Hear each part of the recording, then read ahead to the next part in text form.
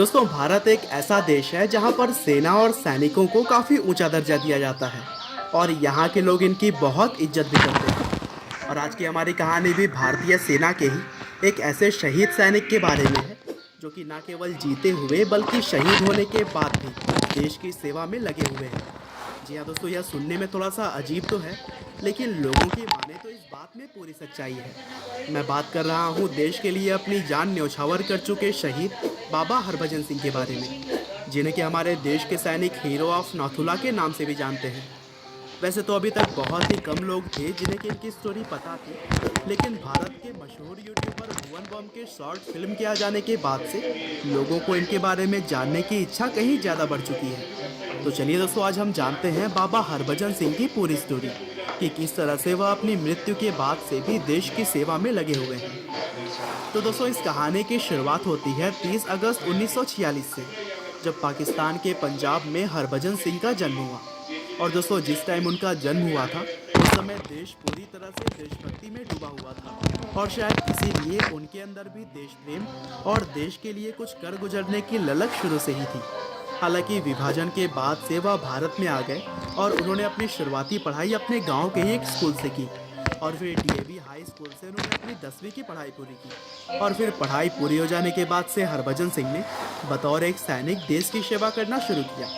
वह अमृतसर में सैनिक बने और पंजाब रेजिमेंट को ज्वाइन कर लिया और फिर 30 जून 1965 को उन्हें 14 राजपूत रेजिमेंट के साथ पोस्ट कर दिया गया और वहां पर उन्होंने इंडिया पाकिस्तान के युद्ध में बतौर सैनिक काम किया और यह पहला मौका था जब उन्हें किसी युद्ध में शामिल किया गया था। हालांकि आगे चलकर उन्हें 18 राजपूत रेजिमेंट में ट्रांसफ़र कर दिया गया और इस रेजिमेंट के अंतर्गत उन्होंने अगले 3 सालों तक जी जान लगाकर काम किया। लेकिन 4 अक्टूबर 1968 को सिक्किम में उनकी मृत्यु हो गई और उनके मृत्यु के पीछे की जो वजह बताई जाती है वो यह है कि वह 14,500 फीट की ऊंचाई पर नाथुला नाम के माउंटेन पास पर तैनात थे, जो कि तिब्बत और सिक्किम की सीमाओं के बीच में था। लेकिन सेना के लिए सामान ले जाते समय वह एक ग्लेशियर में फंस गए और इसी वजह से उनकी मृत्यु हो गई। साथ ही बताया जाता है कि उनके पार्थिव शरीर को ढूंढने में भी 3 दिन का वक्त लगा था। और फिर देश के लिए अपनी जान गंवाने के बाद से हरभजन सिंह को शहीद का दर्जा दिया गया। हालांकि दोस्तों, अभी तक यह तो हो गई बड़ी आम सी बात जो कि हमारे देश के हजारों देशभक्त सैनिकों के साथ घटित हो चुकी है, लेकिन अब शुरू होती है वह कहानी जिसके ऊपर विश्वास करना बड़ा मुश्किल है। कहते हैं कि उनकी आत्मा ने उनका शरीर ढूंढने में भी सर्च टीम की मदद की थी। उन्होंने अपने एक साथी को सपने में अपने पार्थिव शरीर का स्थान बताया और 3 दिन की कड़ी मशक्कत के बाद खोज करने वाली टीम को उनका मृत शरीर उसी स्थान पर मिला।